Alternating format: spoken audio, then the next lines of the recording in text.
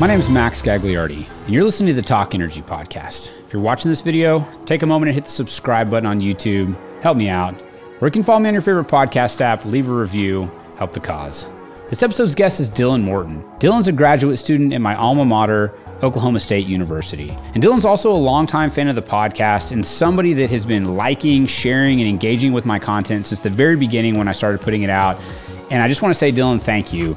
It means a lot. Early on, you were one of the few people that were consistently listening and giving me feedback on the episodes, and I'm really excited you got to come and be on the show. I really wanted to have Dylan on the show because he's an up-and-coming geoscience major who's about to get into the industry, and he's also had a really interesting internship last year, and I just wanted to get the perspective of somebody who's just now starting in the business and talk about how it's changed from back when I started a little over a decade ago. This episode is filled with discussions about what it's like entering the oil and gas industry in 2022. Talk about Dylan's time at Denbury Resources as an intern. And lastly, we discuss carbon capture and what he learned at Denbury because they're one of the leading companies that's emerging in this space. Hope you enjoy the show. Well, welcome to Talk Energy. Thanks for coming on, doing it. Yeah, for sure. Thanks for having me. Honored to be here. Yeah, man. How are you doing this morning? Did you go to the Black Swan Christmas party last night? Yeah, I did. Saw your dad. Yeah. Talked to him for a little while. Yeah, it was great. A lot of people, some people that we saw 2 years ago. We went 2 years ago. You were there 2 years ago. Yeah, I wanted to go last night. I couldn't make it, but yeah, you know, Black Swan is growing, so they got more people. They got more people working for him. So the more, the merrier. But yeah, saw Nick Tarrick. Yeah, he's always around. He's still up at Chesapeake. Yeah, right. He's still working at Chesapeake. He's been doing it for a long time. Yeah, he's been there. I think he said like 15 years or about. So. For sure. So you're in Stillwater still. I kind of interrupted you earlier. You were talking about having a master's and being a geo, and we'll cover a lot on this, but you can keep going on what you're saying. Yeah. So, you know, it's been interesting with COVID, and I guess the big thing is, you know, I started right out of a bachelor's, and I was working here in Oklahoma City at Reagan Smith Energy Solutions, and it's a permitting job. So as a geologist, it wasn't really what I wanted to be doing, but through that experience, I learned a lot of different things. What year was that? That was 2019. Yeah. So it was a rough year, kind of. I mean, like everybody thinks of 2020, COVID was bad, but even 19, it was kind of a soft year. Right. Yeah. I mean, we had work, but it wasn't no boom, you know? Yeah. So, but doing that, I did a lot of different things. It was so interesting, you know? Yeah. Being a geologist, you think you just put a hole in the ground, but doing, you know, environmental assessments, due diligence, permitting, making drilling programs for the APDs.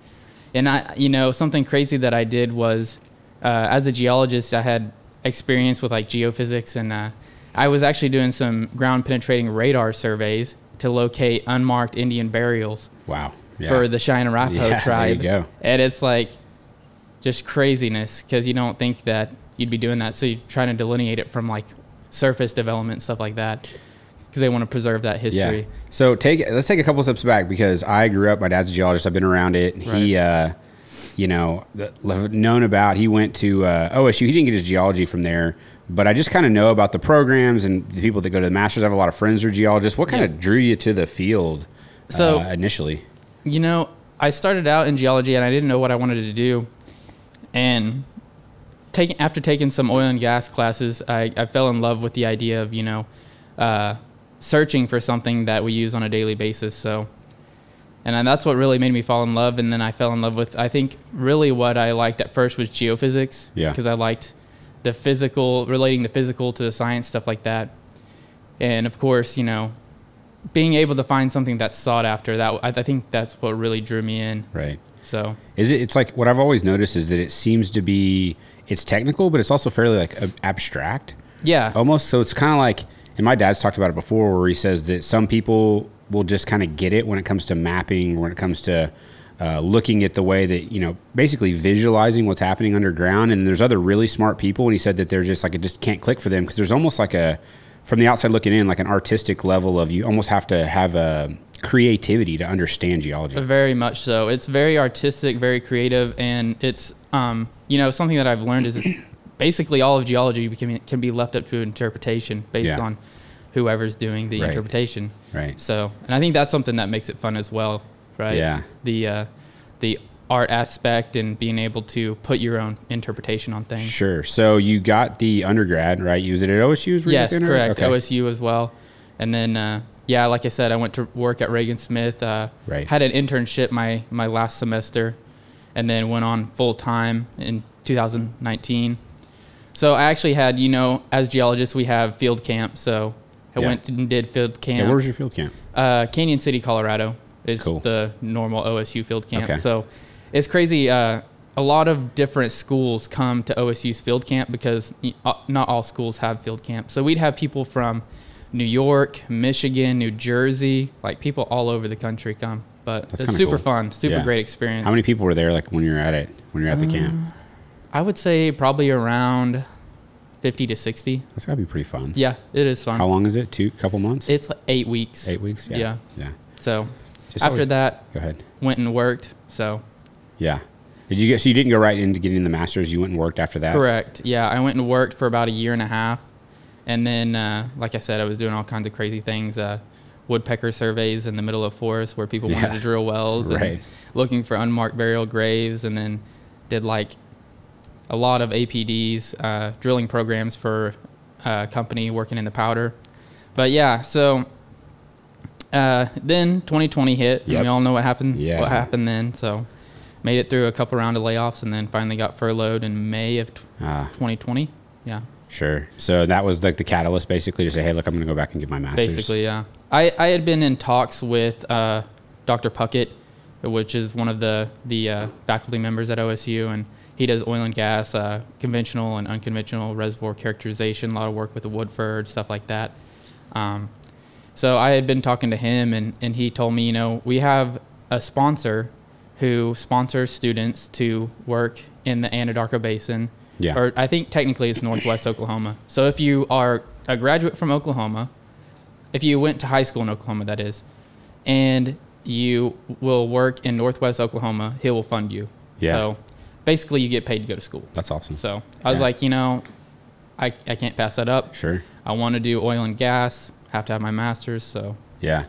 Yeah, a couple. My dad texted me some stuff, so I told him you were going to come on the pod. Yeah. He asked me to ask you, what do you like best, like structural, sedimentology, just like what is your favorite, the stuff you're studying and learning? In undergrad, I was always told to be a good overall geologist. Yeah. So I liked geochemical stuff. Like I said, I was kind of attracted to geophysics, seismic, that kind of stuff really interests me, thinking large scale. But now, as I'm in my master's program, being under Dr. Puckett and doing what I'm doing now with my thesis, I'm basically a sedimentologist and stratigraphy type guy. Yeah. So yeah, I love that stuff, being able to see like depositional environments and stuff like that, things that you can see nowadays across the world that, create these reservoirs and affect different things for our industry. That's what I was going to say, like break it down for the layman here, what all that means. Yeah, so, for me right now, my thesis, I'm studying like depositionally, it's like a sandbar. So it's been really tough to map and think about different things because you got to think about the large scale as well as the small scale. So I take things from the big scale and mapping the different sandstone bodies, which are scattered throughout the area I'm looking at. And then you go down to like the microscopic scale where, and I've been posting some things on LinkedIn. You got to look at things on that scale because you think you might have a good reservoir, and then you get down to that scale and it's all cemented up and stuff like that. And that's what really interests me because those things drive money, right? Yeah, it ties back into the money, and that's what we care about.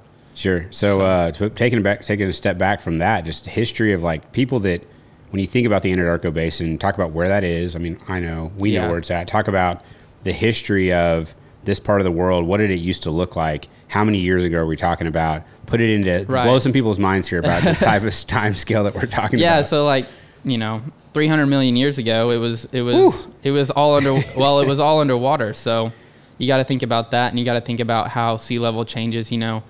We know how climate works on a small scale, right? But like you've talked about in the past, you got to think about different cycles, Milankovitch cycle, stuff like that, and sea levels rising and falling, and that affects the different systems, the different depositional systems that you see, and And those are ultimately what creates the reservoirs, the source rocks, the things that we care about now. Yeah. And, you know, something that we like to do as geologists, we like to tie it into analogs and look at different places around the world that, you know, might be a shallow water environment that the Anadarko was 300 million years ago. So yeah, so you pick like, so in the Anadarko we're talking about Oklahoma. You mentioned that earlier, Northwest Oklahoma, yeah. Right. So this is 300 million years ago. It's under the water. I love what you just said around the analogs. Talk about that. Like you're looking at basically other places on the earth and saying, this is how this could have been. Right. Yeah. So I worked Denbury Resources this past summer doing an internship, and I was working on a carbonate reservoir. And so I was looking at Jolter Cays, Bahamas, as an analog. So that just kind of gives you an idea.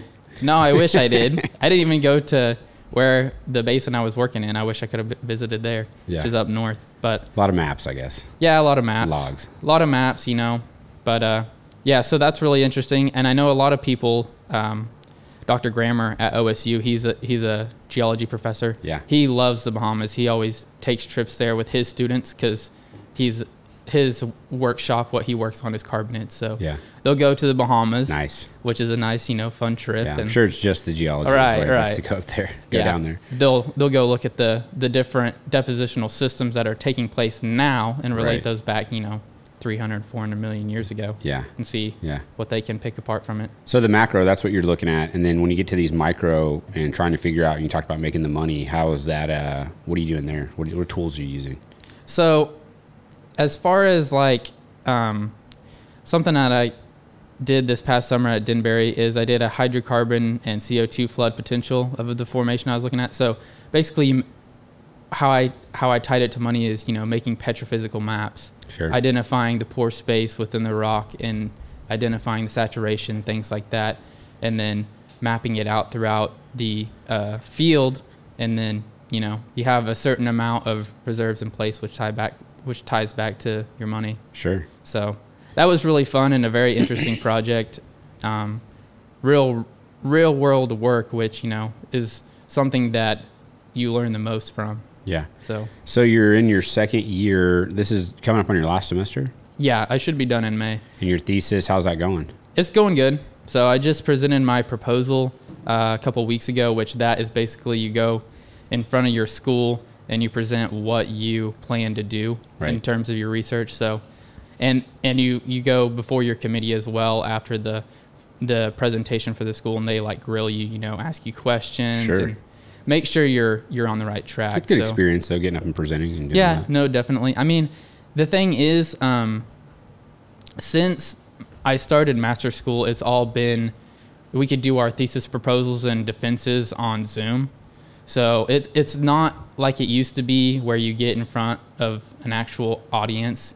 Yeah. But thankfully at Denbury, that was one of my... that's a little bit, they should, I mean, I guess because of COVID, but they need to get people back in front of it. There's that fear factor because like I do a lot of this stuff. Right. And then if I go and like speak in front of a group of people, I'm just like way more nervous for some reason. Like, I don't know why. Like I can get like on a live Zoom and be fine. But so there's something there about having that put on the spot thing, but it's still good practice. Yeah, for sure. You got all the eyes on you then. Yeah, for sure. You're watching people's expressions and body language and things like that. It's just good. It's good to do that. And so this last summer you had this internship.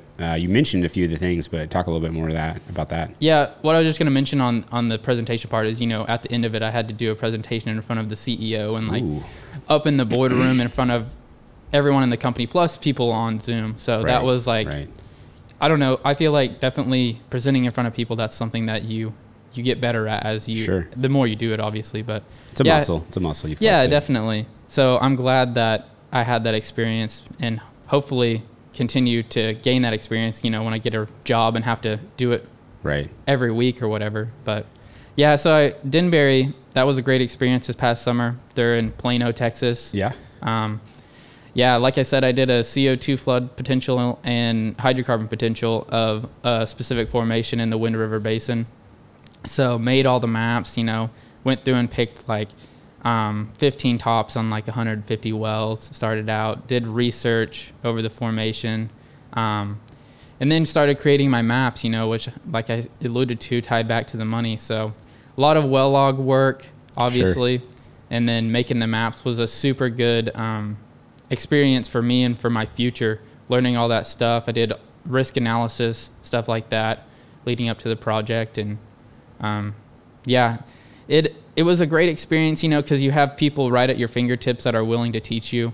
Right. And in school, a lot of the professors are older, you know, and they don't have the experience with the software and other things Sure. that they do in industry. So had a great mentor, Natalie awesome. Gibbons. So That's great. I was going to say, like, the having those internships, you're going to look back and it is critical because it puts you on, it gives you these base and foundation that you can build on. And then it also puts you on like a trajectory. And so one of the most, like, looking back, one of the biggest deals for me was getting a good internship when I was in grad school. Learned a skill set that I've really utilized and kept using to this day. Like, I got to get into a midstream business development group. I found out that that was kind of a passion of mine. It was a good intersection of a lot of things in the industry that I liked. And I said, this is something I want to learn. And then I've always kind of been on this commercial path, and I really have to credit it back to the things that I learned as an intern. It made a big impact. And I think it's huge that you have that because a lot of people don't get it. right. So that's positive. Yeah, definitely. And like you said, I'm sure that was like around the same time where you figured out really what you wanted to do and like how it was going to affect Right. your life and where you wanted to take it. And for you, I think it's a little bit more for geologists. I mean, you have you're on a path, right? You're Right. getting a specific and a technical degree. Yeah. Maybe it's a little different for like a business type of person because you're like, what do I do? I could be in land, I could be in accounting, I could be in finance, I could do this. And so, but I still think that having the internship and doing what you're doing now, as much as it may feel slow and painful to go to grad school, it's going to be well worth it. And we were talking about this right before we hopped on and started recording, but maybe some people don't know, but you basically have to go. It's like, for some reason, geologists, they have to go to grad school, and then these other industry like engineering and everybody else, they don't need to. But Yeah, I don't know what started that as the master's being like the professional degree. Prerequisite. Yeah. Yeah. But yeah, you know, all the engineers I worked with this summer that were interns were all undergrads. Yeah. And Yeah.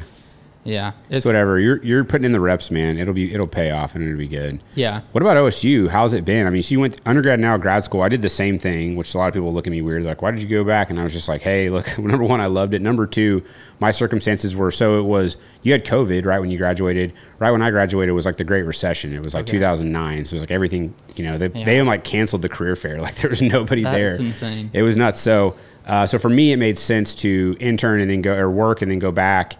And I did, and then it ended up working out really well. But how has OSU been? Some big news this week we can talk about. Yeah. But anyways, just your thoughts on good old Stillwater and Oklahoma State.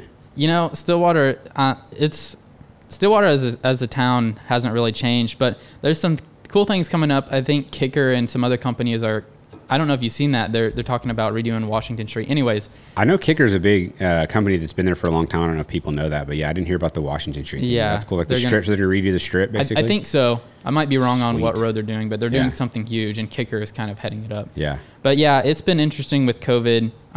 My first semester back, fall of 2020, was like all online. I don't think I had one in-class class. Yeah. So that was interesting, you know, trying to get back in the swing of things, and it wasn't what I was used to. Sure. So, and then the spring of 2020 or 2021 semester, I think it was a kind of a hybrid. They had like half in class, half online, and if you had a case in your class, and it was definitely going online. But yeah, they were really pushing to get people back in the class because they wanted to get that money back in and stuff like that. Sure. But it's kind of gotten back to normal. But like I kind of alluded to with the proposal defenses and thesis stuff, they're allowing that to be all online. So that's really the only change now. They can't mandate masks on campus, so yeah, kind of just wear them at your discretion. Sure, but sure. So it's feeling like it's getting back to kind of normal. It's getting there. Yeah.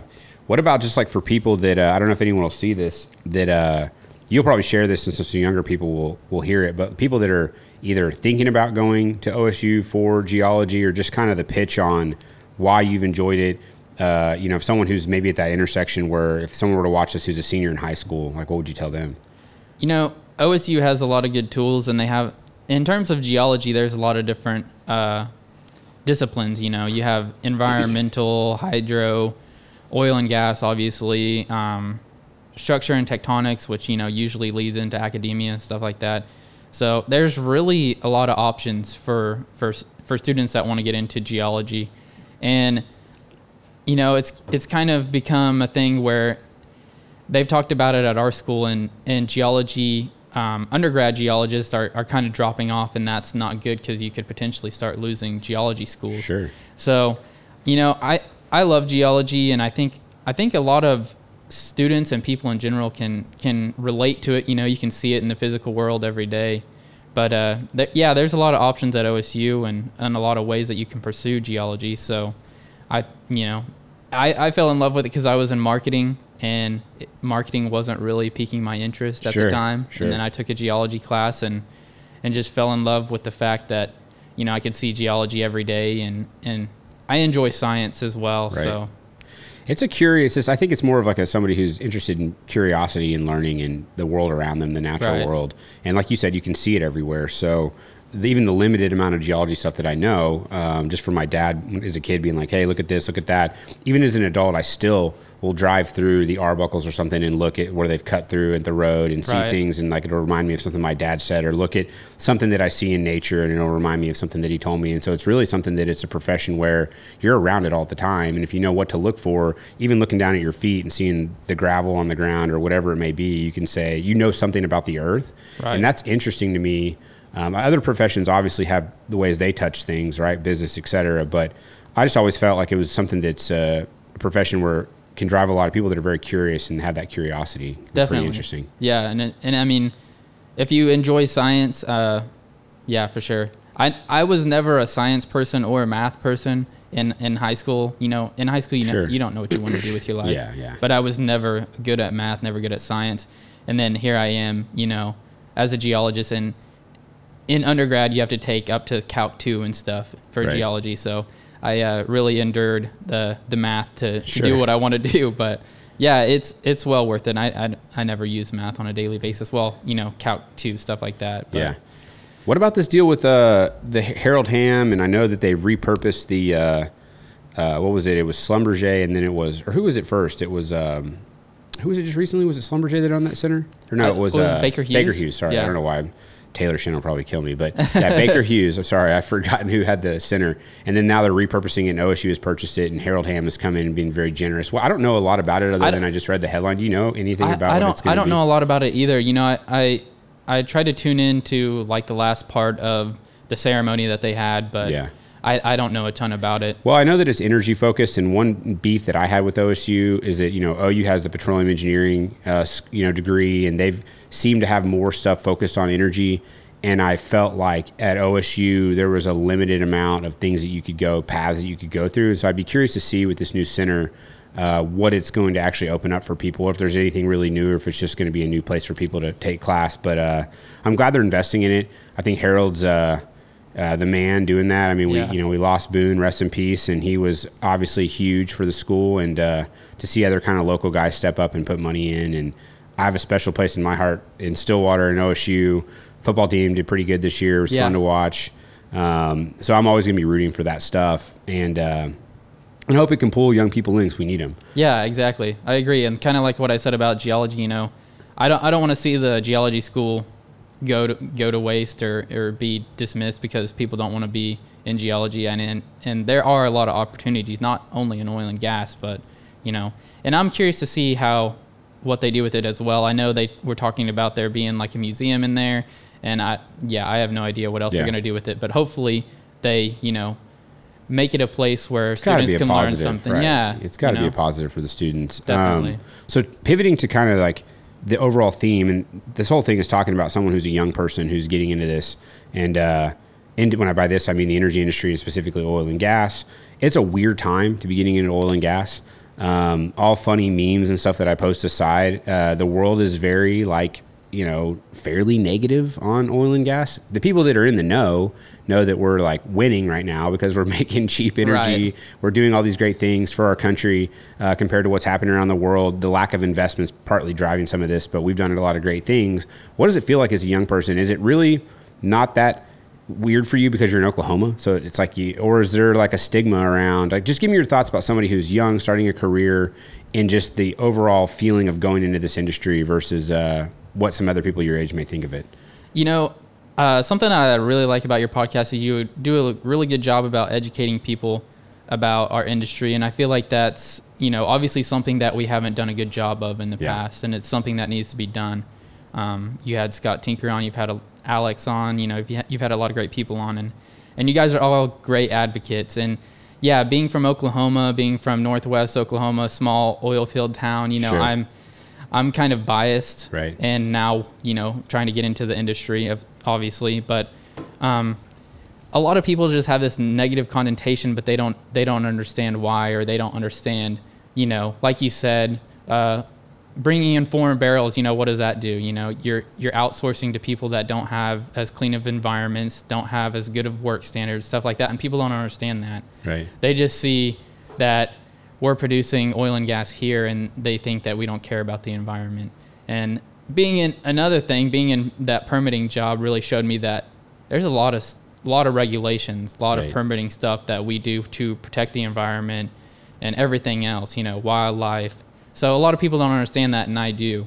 And there's a lot of hunting, fishing people that love the outdoors. I mean, geologists, I would say, are people that are passionate about about nature and the earth, right? Like, I don't know that there's many geologists that are setting out and their career path to want to damage the planet. I think most are actually, I don't know the best word for it, but they're almost like connoisseurs of nature. Like, you look at nature and you're exploring it and trying to understand it, and you're very in tune with the planet. That's not the image that people would project on the industry. I think there's a lot of very environmentally conscious people in this business. Yeah, definitely. I would agree with that. And like I said, people that have a negative outlook on the oil and gas industry, I think, are just uneducated, and partly because they haven't had an education in the past, and us as an oil and gas industry hasn't done a great job of educating people. I think there was like this tweet that someone did, and I need to go back and find it one day. Everything gets so buried. And this guy had a really good point. I think I've said it on the pod. He said something like, we're always so focused on science and facts and all these things to try to, it's a very technical industry, right? We're got engineers, and so people are trying to, extract this resource from deep into the earth. And that takes a lot of focus and technical skills. We're not as focused on narratives and storytelling. And I think that the people that are anti-oil and gas, they don't care as much about the facts and the technical stuff. Right. They're more focused on the storytelling and the narrative, right? And so if we can figure out a way to pull those stories out and pull the narratives out through long form conversations like this, I think it's got to be positive. No, definitely. And I agree. And you're doing great work with it too. So, I mean, you're helping educate people, and that's what matters. So. Sure. And part of the reason, a big thing why I wanted to have you on, I mean, we're friends and you're a huge fan of the pod. So definitely. That was why I wanted to have you on. I say you're a huge fan. I assume you are. You're always engaging and sharing and doing things. And that makes me, it's good because it's hard to get that out there. But part of the reason why I wanted to have you on is so maybe that other young people can get brought in and see these things, because I'm sure that your network is a lot younger than my network. And if even, one high school kid or college kid gets exposure to these types of conversations, I think that is the type of thing we have to focus on doing, because guess what? They're getting exposure every day to these crappy headlines. Exactly. They hear all the bad news. Right. So if we can get it out to the younger people a little bit, I think that's positive. What other things are you hearing, though, in terms of taking a step back and realizing that this push to do this energy transition is happening? Like, there's nothing that's going to stop that today from happening. I mean, maybe these bad prices in Europe will shake people up a little bit to say we need to focus more on petroleum, but is someone else that's looking at different angles, carbon capture, things like that? What else is going on for young people that they can look at, or avenues they can take?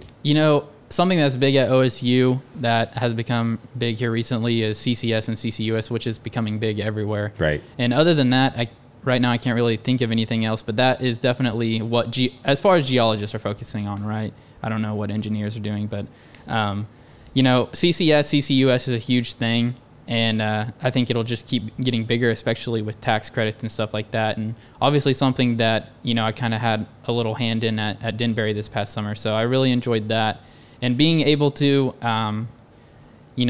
put away CO2 and then make oil, to me, that's just such an amazing thing to me, just to think about. Right. And something else that, I've been thinking about, this Bitcoin mining. Yeah. Like you've talked about a lot. Sure, yeah. I've been very interested in it. If you're not, flaring that gas into the atmosphere and you're mining Bitcoin with it, that's a plus to me. So it's a monetization of energy too, and that's why I've been fascinated with it. People are like, "You're just a big Bitcoin guy now." I'm like, "Well, I'm becoming one." But part of the reason why I got into it was because how can we use our energy and these resources to intersect with technology and how things in the world are changing, right? So some of the things in the world that are changing are, like you mentioned, like CCSU, people are being more focused on carbon, people are being more sensitive to carbon, and so that's going to be driving technological innovation.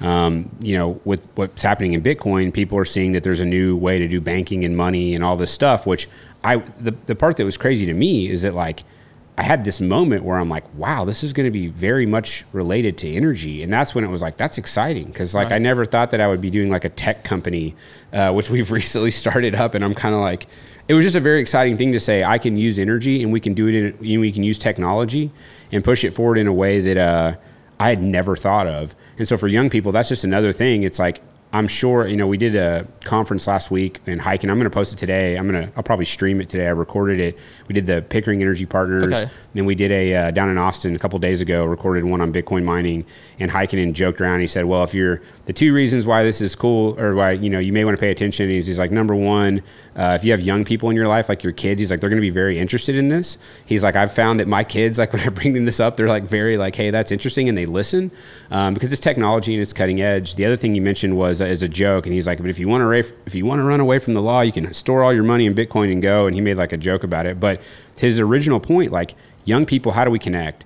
Right. And there are new and interesting innovations in the energy industry. It's not just this, petroleum club, blue blazer, kind of old school, type of industry. There's some exciting new things happening. Exactly. And that's another thing that I don't think many people are educated on, right? They think that we are in this one box and we do this one thing, but we're expanding, CCS, CCUS, Bitcoin mining, different things. Like, we're a very complex and diverse industry. Absolutely. And full of smart people as well. Sure. So, well, yeah. And I mean, like, look at the technology. This is another one that I like to kind of throw out there to be sort of rub it in people's faces a little bit. But like hydraulic fracturing and horizontal drilling, what we've done by unlocking all this natural gas is whether it was on purpose or not, we've reduced a lot of CO2 emissions because we've now created a really cheap feedstock for power generation and displaced coal. Part of that was regulations, but part of it was the fact that we now realize we have this huge abundance of resources, and that is cutting edge. I mean, the U.S. is like, the last 10, 15 years, we've been at the very forefront of technology from a mineral and energy extraction perspective that it's really like, you can say Google. Another thing I'll say to mess with people is like, you've got Google, you've got Facebook, all these things that we see every day that touch our lives, like in tech, but hydraulic fracturing and horizontal drilling touch our lives just as much as those things. It's just the invisible hand, right? Yeah. It's all these products that are made, the electricity that's generated, and young people, they're just not thinking about this stuff. It's actually really fascinating to me, but I don't know. Yeah, definitely. Just out of sight, out of mind kind of thing. Yeah. But I agree. And we have such a large amount of gas in the United States as well. So, and I know you've been a big proponent for natural gas, obviously. We have to have it. Yeah. I mean, even all these things like the renewables, everything, like, you're really going to need nat gas. Yeah, for sure. I definitely think it'll help us with the transition as well. So, it's just a great resource, and there's a lot of potential with it, I think. Yeah. So, you're getting close here. This is always a really loaded question, but project forward, like, I know it's harder to think more than a week at a time for the next weekend. It's certainly harder to think, past next semester, but give me kind of like my dad always does this to me and to other people, and it drives me nuts, but I'll do it to you. Like, your 5-year plan, like, what are your thoughts? Like, what do you want to do? So, it's right now with the industry, it's picking back up, which is promising. Yeah. I'm working on trying to get a full-time job at Denbury. So hopefully that works out, and I can, my goal for the next year, we'll start there, is, to be a geologist at an oil company, preferably Denbury, because I love the CO2 angle. Yeah. That's something that I really enjoy about Denbury. Being able, like I said, to put CO2 in the ground from anthropogenic or, natural sources and make oil with it, that's revolutionary to me. Yeah. So that is one of my big goals, is to be a proponent with that. And then, after that, it's kind of taking a side tour, but I'd like to get into real estate eventually. Yeah. So we can talk about that too. As well as, being a geologist in the oil and gas industry. I mean, I guess that's really my only goal for the next 5 years. But eventually I'd like to be able to invest in real estate and kind of expand into that. Cool. Let's talk let's talk about the CO2 stuff for a minute. Without disclosing anything that's out there, I know Denbury's big in the space. Talk about what they're doing to the extent that you can, again, without divulging anything you're not supposed to.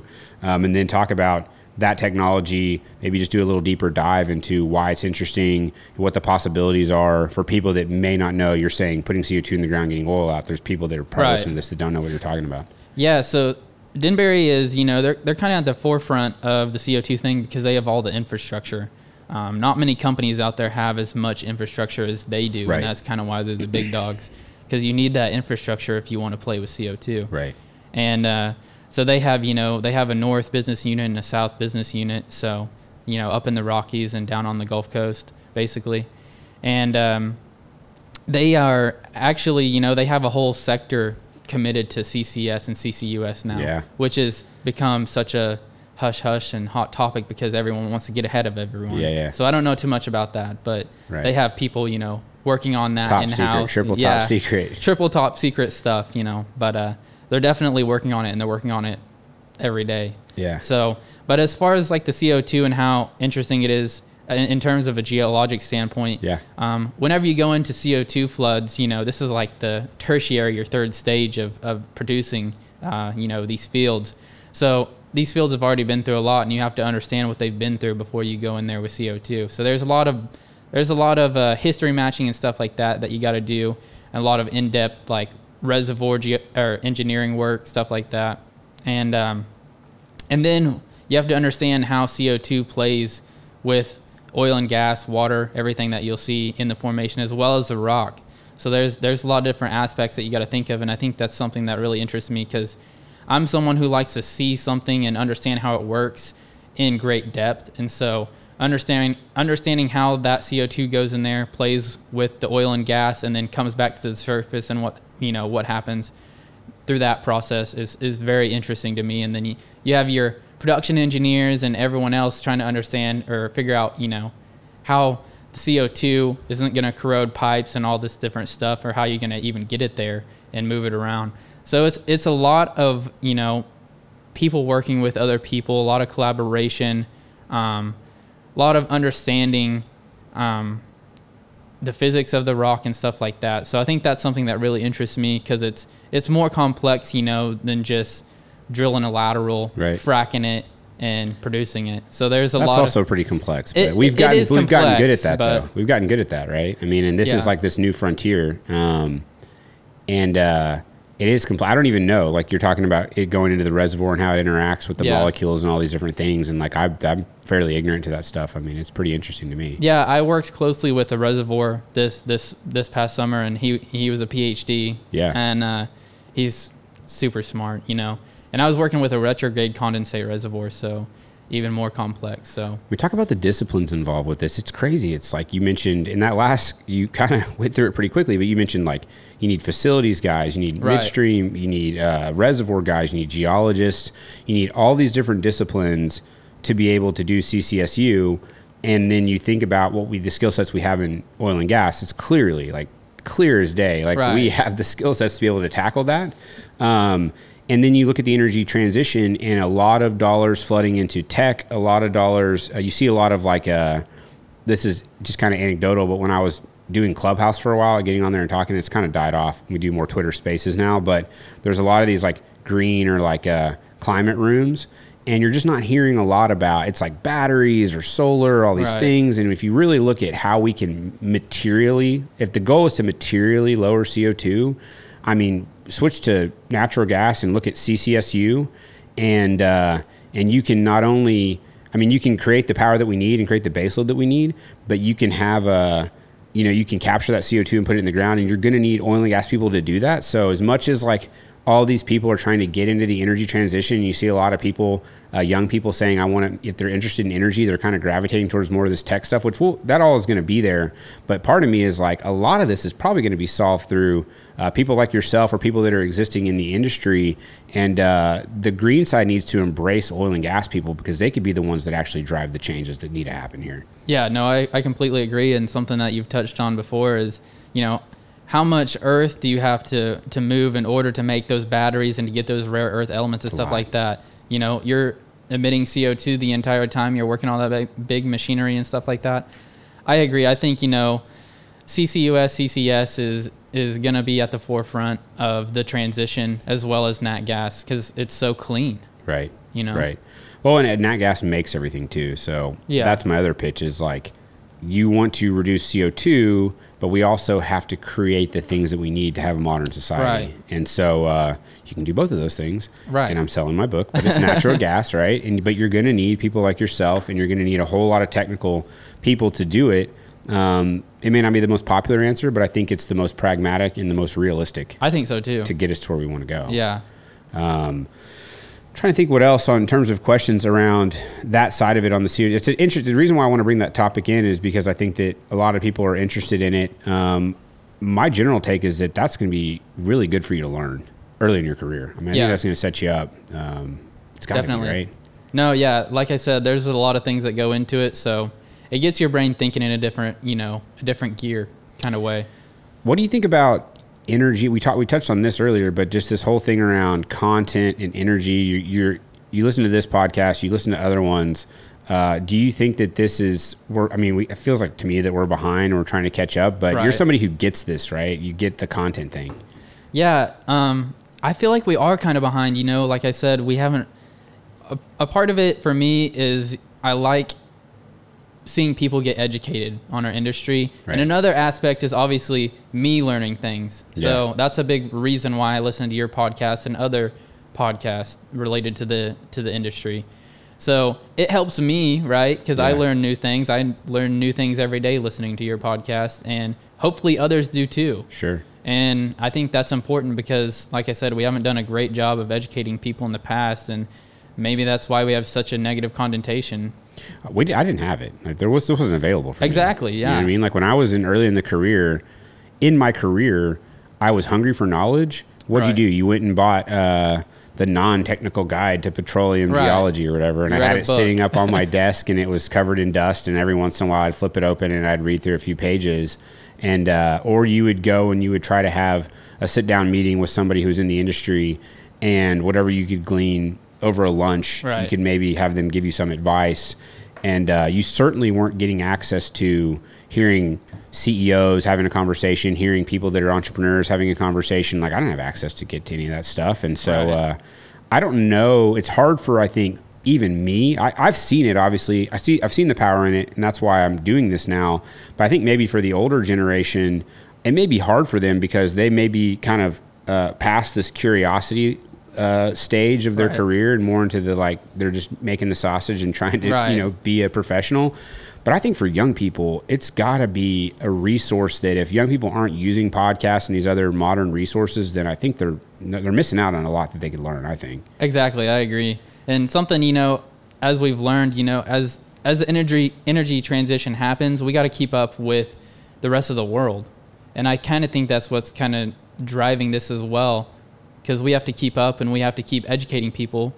Otherwise, they're going to think it's the end of days or something like that. And it's important to have the back and forths too. I mean, I probably need to do a better job of having more people in the other side of the argument. I've had a few, and by that I just mean people that are anti-oil and gas. It's harder to get them to come on as guests because I'm so pro-oil and gas. But probably need to do more of it because I think just kind of having that Tinker said this on the pod, and I love it. And I hadn't used this term, but I know what it is. But this Socratic approach where you're kind of just critical questioning and discussion, almost more of it's like what, the guys that have gotten really big, like Joe Rogan and others, it's like they have all these wide-ranging guests on and they're having the discussion and being able to have a conversation, and you may not agree on everything, right? But that's still a good thing to talk about because I think it gives people different perspectives and it's more complex than just the headlines. So. Right, yeah. And that's what everyone's tied to is the headlines. And that's usually what educates them, sadly. Yeah, unfortunately. So I've hit you with a bunch of different things. You have this chance. We're sitting down. Anything for me that if, in terms of you mentioned real estate, that's not energy, but we could talk about it if you want to. I've been in the industry. I've done something a lot different than your path. Right. I mean, do you have anything that if you have me right now, what anything that you would want to ask about? So I've always kind of been, curious as far as what you do at Encova. I know you do kind of like gas marketing and stuff like that, but can you tell me a little bit about that? Yeah, it's really just helping producers. So it started out just helping producers get paid more for the product, real simply. I mean, it's like, I'll use an example of one of our early clients because they've sold the business now to Devon, but, Felix is one of our early clients. So Sky, which, Jason used to work for Sky. My dad used to work for Sky, and they bought an asset, and that asset was in Oklahoma, and it had hundreds basically of old contracts. Okay. So it was these newer shale plays that emerged, you need a new infrastructure. So it's pretty chunky. Like if it was in the Northeast and it was a new play, like there wasn't a lot of pipelines and processing plants up there. So you may just had like one or two midstream companies or marketing, companies that could build out this infrastructure. And so if you're whoever in the Northeast, it's a big player, you either built your own midstream or you had like long-term agreements with one or two companies, and it was pretty straightforward. And a lot of times those were long-term, like 20-year deals.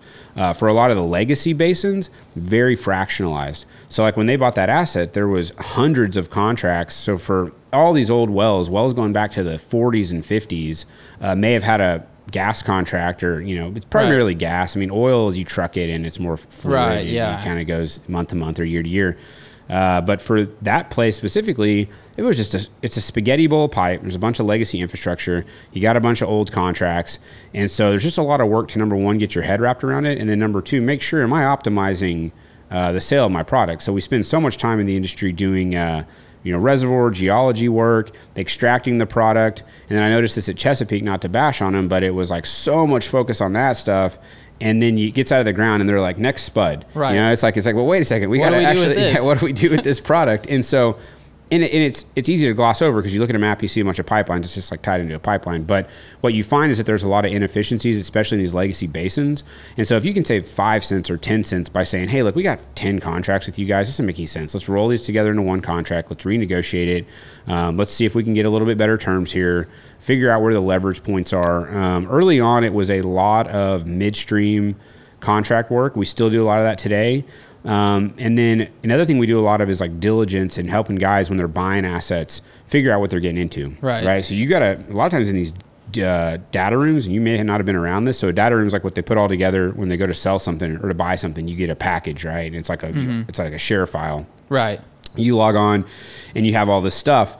And it's fairly competitive. And so a lot of times they're just kind of like, here it is, make your bid. And so these guys are looking through it and they'll just be giving them some number like, here's what I'm getting paid. Here's what here's what my oil prices are, or my gas prices, or what my deducts are. And when you start to peel back the onion, you realize there's a lot of complexity. Maybe they're selling their NGLs differently.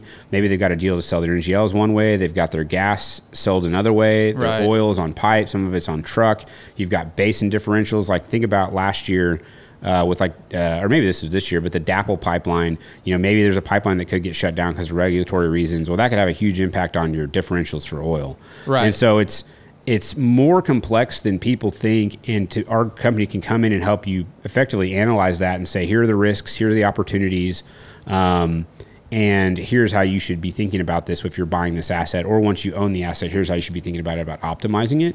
And I think that it's a niche deal because, a lot of small companies may just not have that level of expertise. At a big company, you kind of have that because it's a big company. In-house and stuff like that. I mean, small companies, they don't have it. And so, and then the physical marketing side, we help buy and sell the product. And there, it's pretty opaque. Like a lot of these marketers are kind of like, they have hidden margins and they make money off of you. And we're more the in-house model where we come in and just like help these guys understand whether or not they're getting a good deal or not. Does that make sense? Yeah, it does. Could you go into like what exactly contracts? I assume they're, here's what we'll pay you for your gas for this amount of time. Is that kind of what a contract is? Or so the midstream contracts have a lot of levers. That's a good question.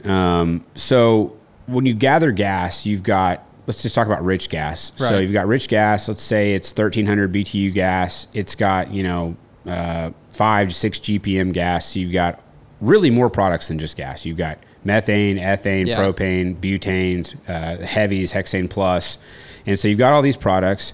You've got different ways to monetize those. You obviously can process those out. They pull that into Y grade, which is a combined stream of ethane and all the others together. You have to transport it. So there's things like compression that has fuel involved. That's a deduction that comes out of the gas. So they can charge you fuel in the form of a percentage. Okay. Or they can charge it as a volume or a monetary deduct. You've got fees for gathering. You may have compression fees. You may have a processing fee. There's fuel at the plant. The plant has to run on power. They may use electricity, which is a charge, or they may actually burn the gas to generate the electricity. And then you've got recoveries factors for these NGLs, right? And so it's like, are you getting 90% of your ethane, or are you getting 50% of your ethane? Do you have the right to reject ethane? So that would be cool, or heat up the tower and push more ethane into the gas sales stream to still meet pipeline spec, but then you can sell it as a residue product. Or if you make the tower colder, you can pull more of that ethane out and sell that as Y grade in the ethane stream. And so there's all these different little levers, things like drip in the pipeline. So like when a gas moves from point A to point B, there's condensate that falls out. They pig that condensate into a tank. Are you getting paid for that? Or are they just keeping that, right? And that's not rolling into your net back. Are they telling you you're getting paid for it? But then you look at the statements and you're saying, actually, you guys are kind of keeping this. There's just so many nuanced things that can happen in gas sales to where a little tweak here or there, or some language here or there in these contracts can make a big difference. And these things are like 30 to, some like a shorter one would be like 15 or 20 pages, but some of these are like, 50, 60 page long contracts. So there's just all these things. And if you're like a finance guy or a land guy or geologist, you may look at one of these and it's like 50 pages and you're like, well, here's my fee. This guy's charged me $1.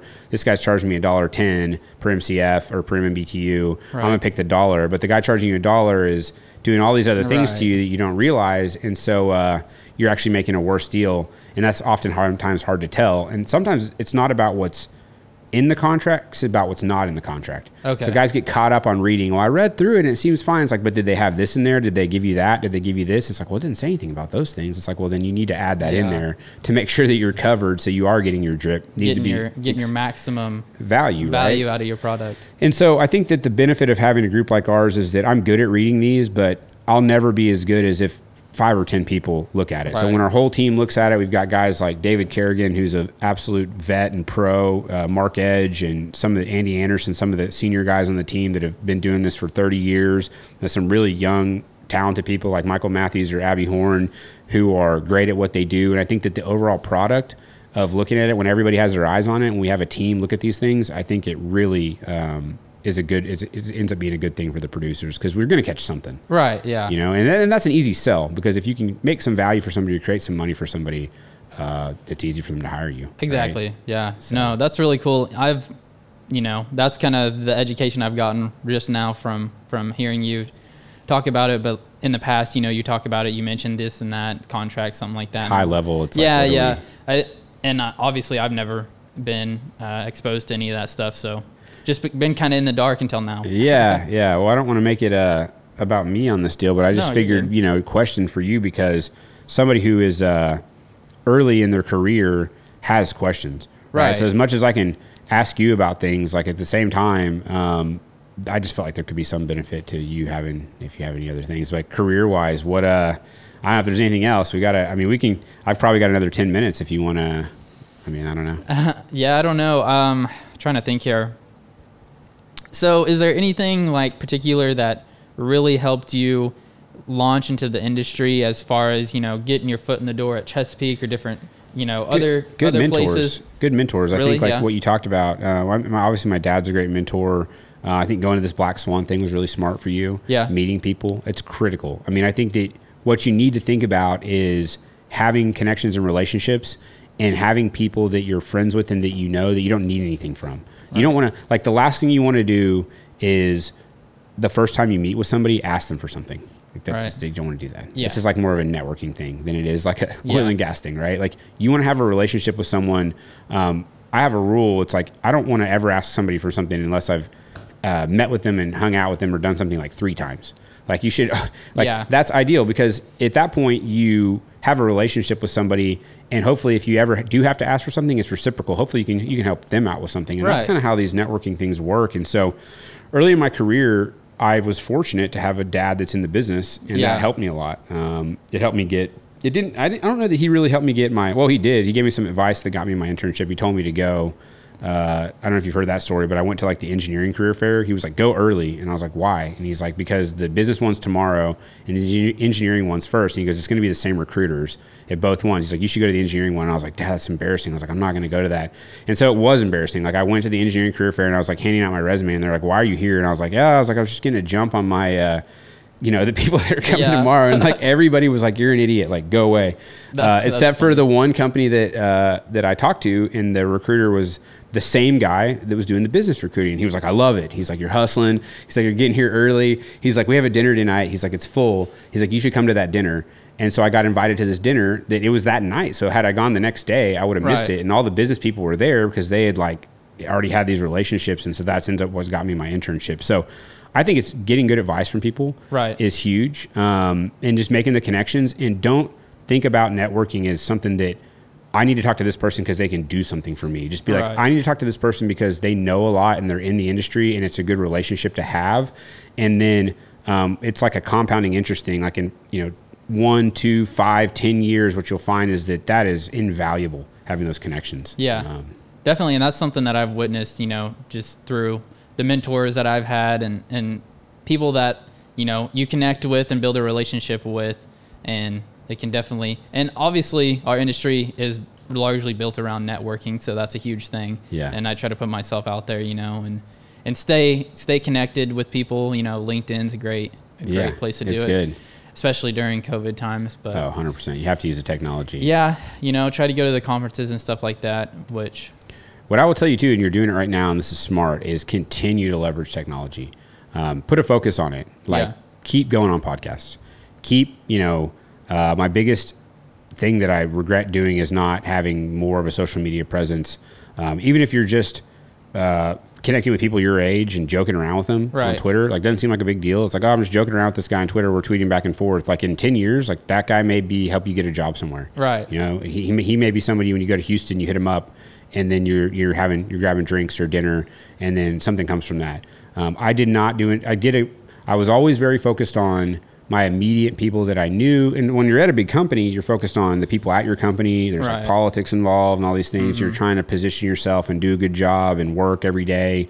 I didn't do a good enough job early in my career broadening my networking, and I certainly wasn't leveraging technology like you've already done by being on other podcasts, interacting with mine.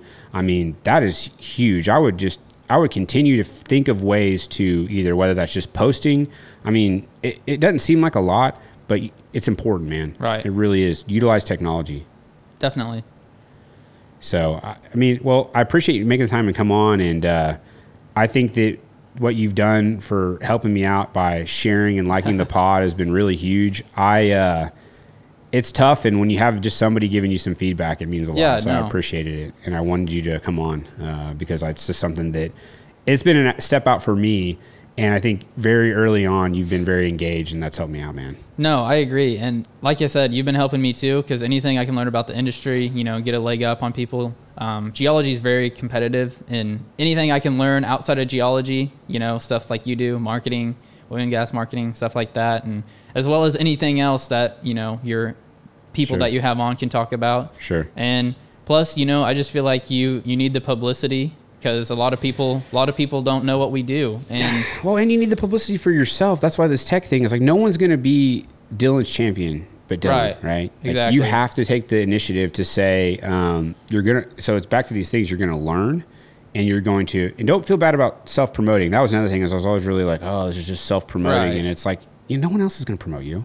Yeah. Put yourself out there. Get on podcasts. You don't have to be an idiot about it. No, but just get out there and put yourself out there. I mean, you will find that will have a higher ROI on your career, return on investment, than a lot of things that you can focus your time on. I mean, you can sit and you can, write a paper, and there's a lot of good writers out there, and it's really powerful.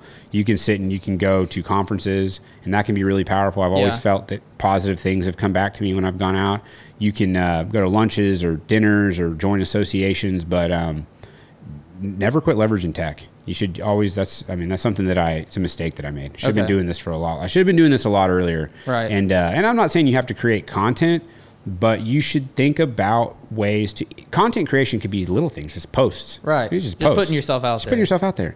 There will be a lot of times where it may seem pointless to do that, but then there'll be the one time when something clicks and someone thinks of you, or hits you up and shoots you a note, and you're like, oh my gosh, this guy hit me up, I got this opportunity because of this thing, and you'll be happy that you did it. So you're doing the right stuff, man. I'm excited to see you get done with your master's, and then I'll root for you on the Denbury thing. That seems like a great opportunity. Yeah. But regardless, you're going to be fine, man. You're crushing it. Yeah. Well, I appreciate you having me on. Yeah, thanks for coming on.